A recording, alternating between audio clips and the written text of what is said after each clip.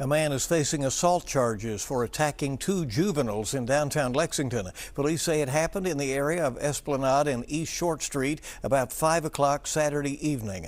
One of the victims was taken to the hospital for reported non-life-threatening injuries. According to an arrest citation, 20-year-old Raul Acosta pushed one of the victims down and punched them in the face. Investigators say the other victim suffered injuries from a wooden object.